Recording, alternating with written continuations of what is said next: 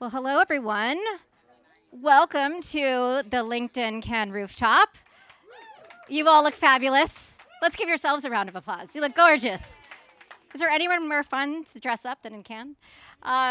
We're so happy to have you this afternoon. We have a fabulous conversation ahead where we're going to be talking about none other than AI, skills transformation. And I am Alyssa Merwin. I lead LinkedIn's talent solutions business, which means that I spend most of my time engaging with companies, looking at skills, evolution, how do we all adapt to the world that is and the world that is coming. And so today I've got an incredible panel, and I'm really looking forward to a fascinating conversation from some really incredible executives who are driving transformation at their own companies. And we're going to be talking about what they're learning, lessons, things that are working, things that are not working. We're going to get into it. So with no further ado, let me welcome my panelists to the stage.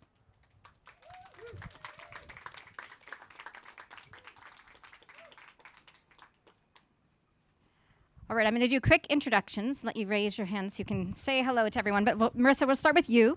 Marissa leads global enterprise marketing at Adobe, where she's navigating AI transformation herself while guiding the world's most ambitious marketing organizations to do the same at scale. So Marissa, thanks for joining us. Yes, thanks for having me. Ekta. Ekta is Chief Technology and AI Officer at e.l.f. Beauty, and she's helping rethink how technology and AI reshape how teams work and move. Ekta? Thank you.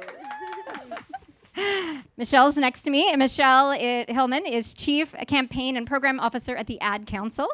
Through their Tear the Paper Ceiling campaign together with Opportunity at Work, they're changing the narrative around workforce readiness, access, and opportunity. Thanks for having me. We're happy to have you. And last but not least, Preeti. Preeti Saini is SVP of Global Marketing at IFS, where she's helping evolve a global enterprise marketing organization while balancing speed, capability building, and the realities of transformation inside a complex business. Thanks for joining us. Thank you. Hello, everybody. All right. So, who's not talking about AI? We want to talk about what people are getting right, but I think more interestingly, what are people getting wrong? And so I'd love to start the conversation. We know that, so much of this is really not a technology or even a skills issue. It really is a business challenge, and it's a people challenge. So I'd love to, maybe we'll start with you, Michelle, and just talk to us first. What are people getting wrong right now? Yeah, great question. I think more and more people are actually getting it right, but there's still work that needs to happen. And where we're seeing people make mistakes, they're still really leaning into sort of outdated ways that they're looking for talent. They're really leaning in to requirements like a bachelor's degree and sort of screening out people that would be wonderful candidates for themselves. And, as you said, we know employers' needs are changing so rapidly, no curriculum could keep up on its own. Right. So really being able to focus on demonstrated skills and experience is really going to be the currency of the next wave of work. So, for us, we work on a campaign called Tear the Paper Ceiling that you mentioned with Opportunity at Work, and we're really trying to shine a light on people that we call them stars, people that are skilled through alternative routes, either on the job training, apprenticeships, military service. Really the idea that it doesn't matter where you got your skills. It matters the skills that you have. And, LinkedIn is a fantastic partner in our work. We really lean very heavily into a skill and the insight for our campaign that says that if you do skills-based hiring, you're 60% more likely to have a successful hire. And we're really trying to get people to open their minds and change the way that they look at the candidate pools. Great. Absolutely. And Preeti, what about you? What do you think people are getting right and wrong? I think for us, it's really been not assuming that people are opposed to AI or reluctant to learn it. It's actually a capacity problem. So being able to get the time to learn, the ability to go and do that as your BAU, and really providing for that capability. I think for us, it's very much been around, we've encouraged people to go and experiment, but to put some structure around that experimentation, because otherwise everybody's doing a little bit here, a little bit there, and you don't really get the momentum behind driving the change that you need in your organization. The opportunity to learn is really important. Not everybody's on a level playing field. Right. Budgets will determine who gets access to some of the tools, depending on how much of a team that you're managing, the ability to go and put resource in place or time in place to go and learn, like I said. So for us, it's about, well, how do you go and create those pathways to learn? Because once somebody develops that muscle, that's it. You can keep going over and over again. Well, I'm going to ask you. So we've had an approach over the last couple of years, which is to let 1,000 flowers bloom. Encourage people to go experiment and try things, and try to build some AI fluency. And there's definitely some value in that. And at the same time, I also wonder if we're going to move to a world where we're going to need to be more prescriptive and really help people. It's maybe a smaller group of people that's going to figure out the best approaches. And I'm wondering, where are you on that journey in terms of encouraging the experimentation versus the company or the organization trying to, really help people understand what to adopt and what to use? Is that to me? Sure. Yeah. Go ahead. I think like most companies, we started with go experiment. I won't name all the tools, but depending on what platforms that you're using, what technology you're using, some of that comes with the territory. So certainly experimentation has been a key thing. What's been more important, it's been driven from the top down. And I think with experimentation, there's a couple of things that you've got to get right. Yes, go experiment and fail fast. So allow people to fail. But again, like I said, I think you need to put some structure around that, because what we have found is there's been some great agents that have been created across marketing, for example, and other areas of the business, but there's a lot of duplication. And then, probably another whole nother topic, but then how do you go and put that into your systems? How do you go and integrate that technology? How do you go and scale? That's a whole other issue that you've got to be mindful of when you are opening the doors to that experimentation. There's data access, and so many other questions which we won't tackle today. But and Ekta, what about it for you? It's about e.l.f. What changed first? Was it the technology, the way teams work? What was the approach? It's always the work that has to change, and I really think as people are experimenting, they're finding technology is the easy part. The tools exist now and so forth, but it's the work and the redesign of that work, and how do you actually use the tool is what the biggest thing to be solved for is. The tool is giving you speed, but it's not giving you the context and the human touch that it needs. So I would say work redesigning and reimagination is the key. And so far, have there been any unpopular decisions you've made? Not unpopular. I would say I'm very lucky to have a very hungry workforce. So everybody's like, give me the tool. And for us, what we're also trying to do is we've been doing a lot of fragmented testing. And now we're actually creating a one governed door where two things can be true. You can let it rip and fuel innovation, where you have people who are really using it well, but you lock it down in areas where you don't need innovation, but you need speed, perhaps. So really balancing the portfolio so it's truly delivering value is very important to us. Great. Thank you. And Marissa, you work with enterprise marketers globally, and I'd be curious for you to share with us what is separating the companies that are really changing the way marketing is working versus those that are maybe still early on the change journey and trying to figure it all out?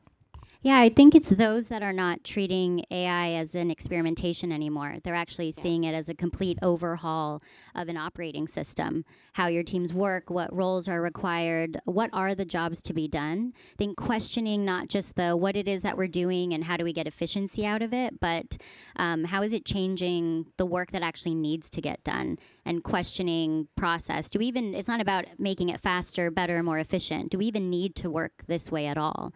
So I think all of us have been in experimentation and pilot mode for a long time, but those that I think are getting ahead are the ones that are really stepping back and saying, this is a total reimagination of how we work, not an optimization of the process. And are you finding that you are hiring different profiles, that the jobs are actually changing? Can you tell us a little bit about that? Yeah, sure.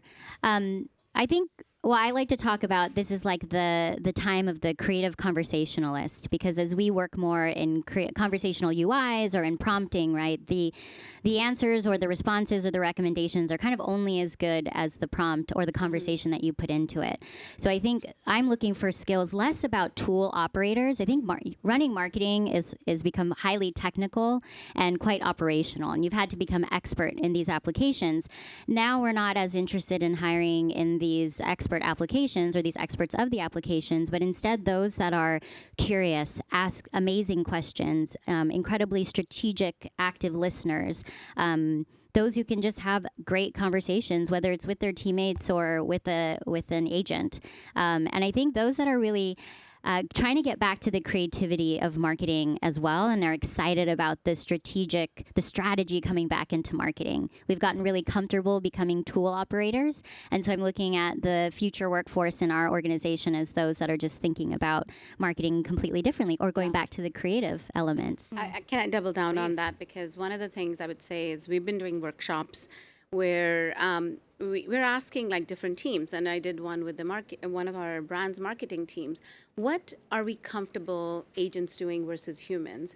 And as you think about that, the role that's emerging is a role of a product manager who's also an engineer. So marketing engineering, I see as a critical role, because when the tool is easy, how do you actually design workflows? How do you actually design the work that has to be done is where the work is going. So I think marketing engineer, architects of the prompts, people who are writing those, as well as everybody needs to understand risk management. It's not one department anymore. So I just think it's very fascinating that jobs are not going away. They're just being reimagined to work in the AI world.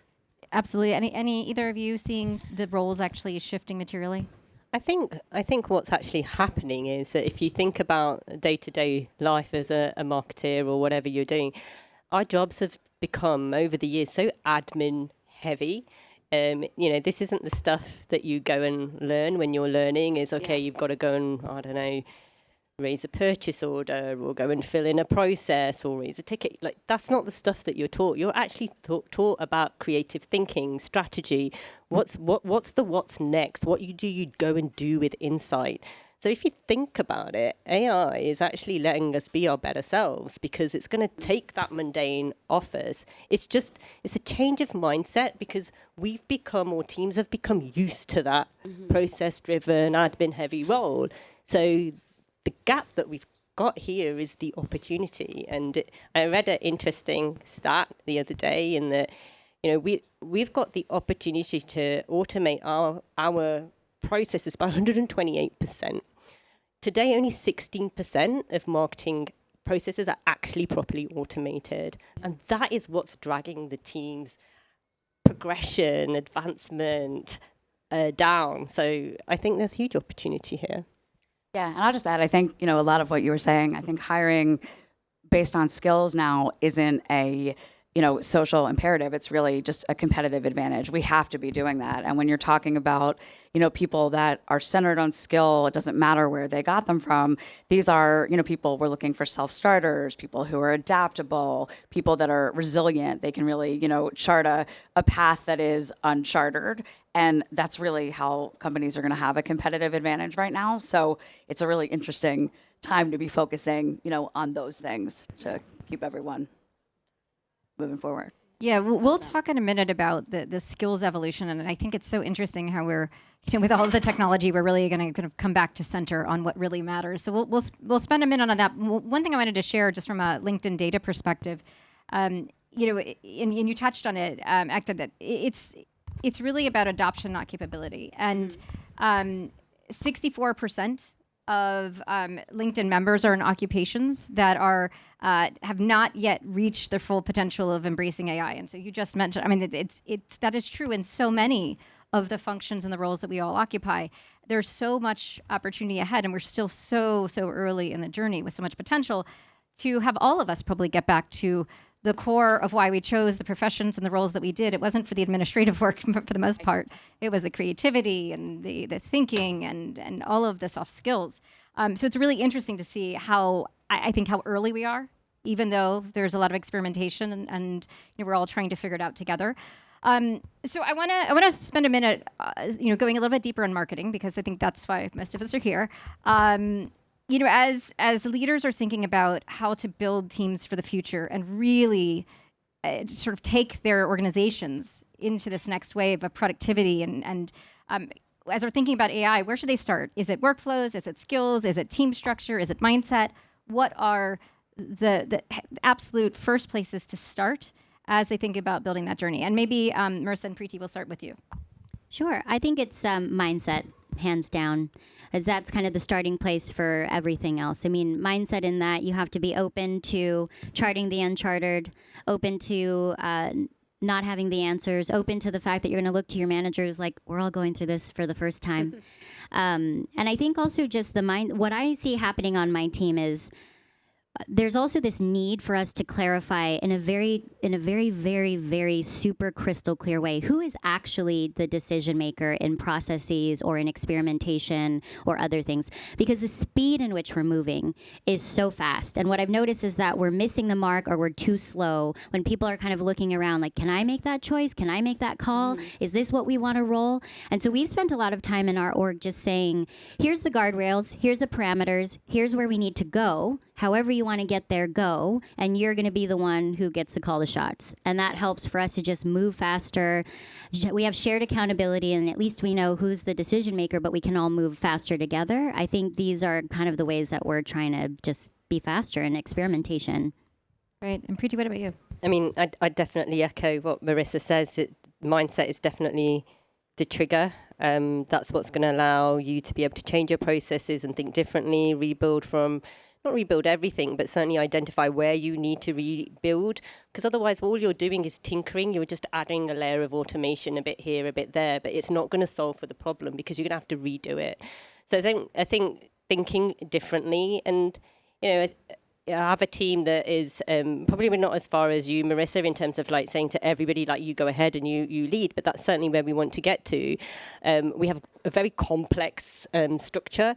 So part of this is saying, okay, who else do you need to be collaborating with so that this doesn't go and get repeated somewhere else? Yeah. Right. So, and this isn't just within marketing. One of the things that AI has brought to the table for everyone. Everyone's a professional copywriter now, right? Everyone. Yeah. Even the people that are worse at writing are professional copywriters. And so there's still a job to be done, because you often hear this term bandied around AI slop, right? So we've still got to put credible content out there, and therefore making sure that you go and do something and bring in those SMEs, bring in people that have had experience in this, just means that whatever you put out there becomes so much more fit for purpose. Yeah. And I think that's the stage that we're at, is very much. Certainly, we want everybody to go and do this, but what are the guardrails that you can work with, and how do you make sure that it isn't just something that's done and then just left there? Like, what's the lifespan of whatever that you go and create? If I just may add something, because I learned it again at the Female Quotient Roundtable today. It's the idea of who's in your circle of influence that you need to make that change, and really mapping out sort of the stakeholders that are part of that change, and whoever is then driving that change has to have that curious mind who is going to reimagine the workflow. But that circle of influence of what that process is becomes really, really important. So you're touching on something that we've seen in the data. So we've looked at the LinkedIn data, and over the last year, of course, there's a rise in technical skills and AI fluency, and you start to see prompt engineering and new roles that are being created. And you see that on LinkedIn represented in the data. But one of the more interesting things that you're touching on is that where we're actually seeing a spike in skills on the platform is around the soft skills. Mm-hmm. You're starting to see a resurgence, and people really leaning into and trying to sort of distinguish themselves with things like judgment and creativity. And you just talked about being able to even identify who are the stakeholders and the individuals I need to build relationships and be able to influence. And I think in this world that we are in and where we're going, those are going to become arguably even more important than some of the technical skills. 100%. Human-to-human connection is the key. And I would say, like, that is one thing that's not, you don't really learn even today in schools. So even if you think about the young kids that are coming up and so forth, that learning that soft skill is even more important than ever before.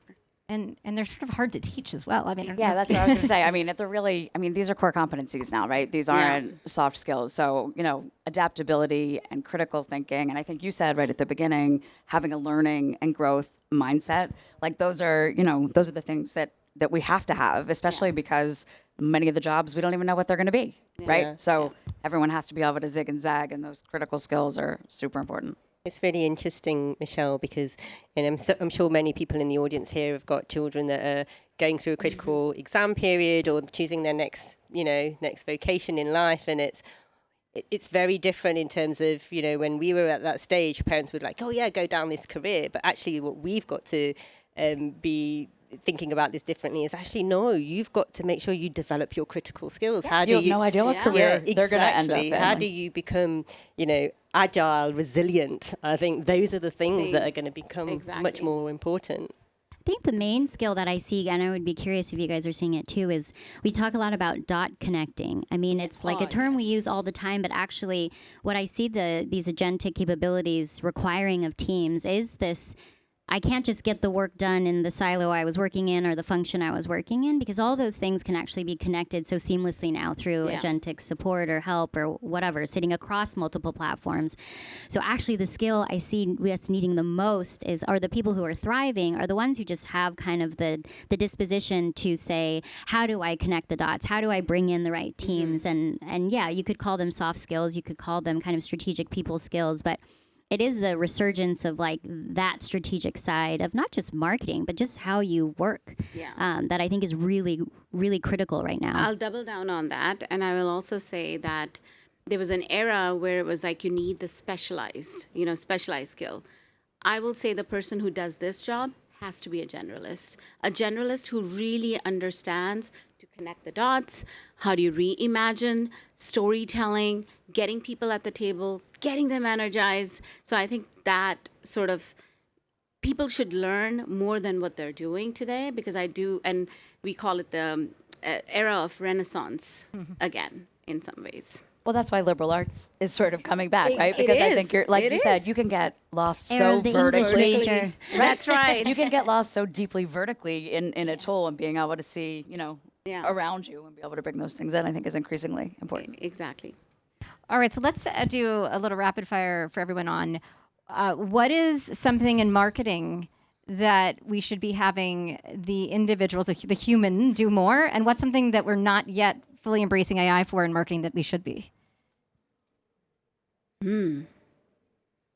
So what is it that we are not doing today that we should start doing more of? Yeah, we've sort of like just let AI take it, and then things that we should be taken back. Give AI the speed, man. Like AI can do the speed thing, agents, right? But keep that soul, that vibe, the human judgment. I think you have to map out what are those things you are not able to give to an agent and never want to, because that's the one that builds that connection. So I would say actually look at, once again, going back at things that are not value add. Let AI do it, but don't lose that soul. And to maintain the emotional connection, at the Ad Council, we're telling stories, right? We're trying to help people live their full potential, live their best lives. We're dealing with health issues, mental health issues, saving kids from gun violence. These aren't things that, AI on its own can help solve. And so I think you're right, the speed, the efficiency, the versioning, all of those things, but really the human emotion and connection. Yeah, I think I alluded to it before, like give it, both Hector, Marissa and Michelle have said the same, like take the mundane and give it to, that's what it can do. Remove the handoffs, that's what we've got the potential to do with AI. And I think what we've got to do is really ignite that creativity. Again, remember why we went into the professions that we did. That's what we've got to re-engage, and it's sometimes it's not easy because you're thinking, oh my God, I've got to go and undo everything that I've put in place. I've got to go and undo those processes. But yeah, that's the thing that's going to that's going to be liberating, I think. But also, I would say that use it as a way to help you become your future leaders as well, and develop the team. There's a huge potential and a huge capability with AI to support with training and learning in an environment that you don't have to be embarrassed. You can go and ask that awkward question. And I think that is something that's quite untapped at the moment. And that's what we should be doing more of for sure. Right. I think as leaders, we need to fill this space of, okay, AI is going to help make your job easier, faster, more efficient. Okay, so then I get time back. Maybe I actually get 8 hours back every week.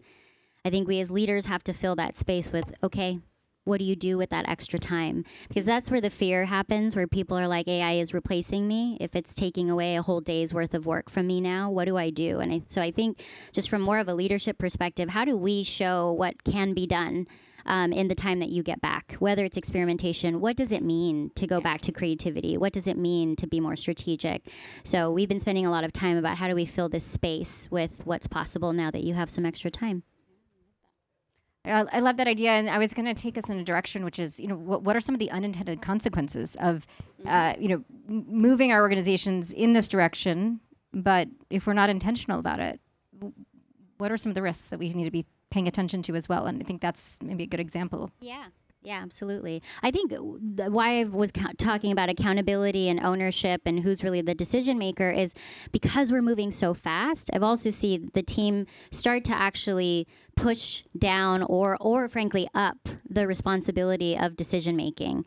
Well, it's like, well, you decide, I don't know. And so one of the things is just us saying, no, you're still empowered. And it's an interesting thing where we're saying, move fast, experiment, pilot, do all the things, let 1,000 flowers bloom.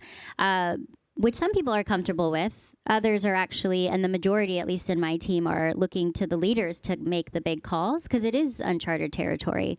So I think that's not what we want. We want to make sure people are still feeling empowered to innovate. But that's why I think setting the guardrails and accountability is really important, just to help people feel like they can experiment freely and know what they're doing it for. Yeah, and one thought that I've heard is instead of empowerment, it's empowerment. So really giving them that, hey, the tool is there, the tool can do the job, but how do you give them the courage? Courage is what takes practice, and you have to practice it consistently. So I would say it's more than empowerment, it's empowerment, that you're actually helping them have the courage to not be scared of using a technology like this.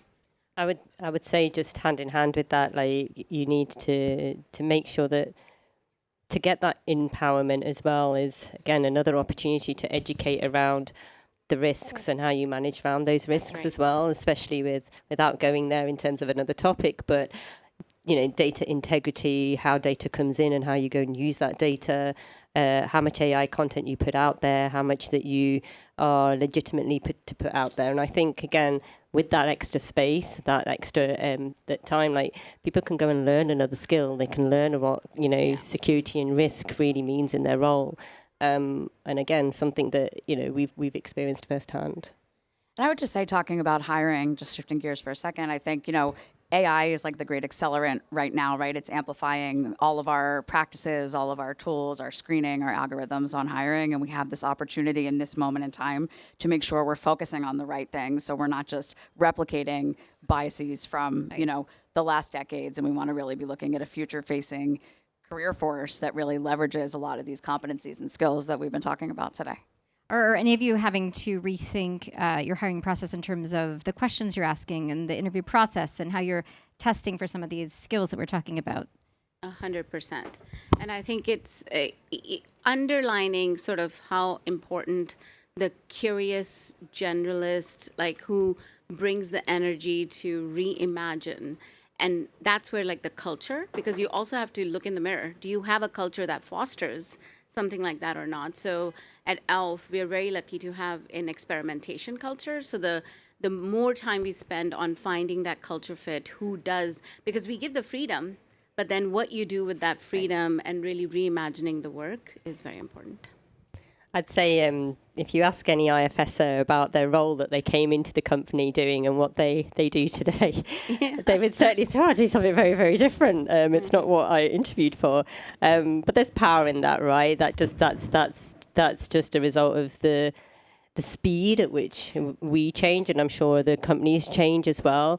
And so when we're looking at recruitment and we're looking at individuals that come into the company, certainly with the ones that I interview, it's very much like about, like, I want to see what your passion is for the role and how you can change and adapt, because you may start off with something which is great, but your growth will be phenomenal, and that growth could be upwards, sideways, into a completely new area, and that's what you've got to be open to. And so, yeah, you are asking a lot more questions and looking for more of the soft skills that we've just talked about today, attitude as well, as opposed to just all of the technical stuff that we might have probed in for in the past. Right. Absolutely. Okay. Last question. I know it's nice and cool up here. Everyone's feeling great. All right. Last one, rapid fire. What is the one thing that you would recommend for companies that just need to make the progress and close the gap between where they are today and where they need to be? I'm going to say skills hiring as the default, and for advancement also. Great. I'm going to say lead the change, don't delegate it, be part of it. Yeah. Learn it yourself. Use Claude. Go build something, and then you'll know how exciting this is. I'd say flip the ratio from doing to thinking. Great. Wonderful. Well, thank you all. Thank you all for being here. Thank you to our brilliant panelists. Thank you so much. It was great. Thank you.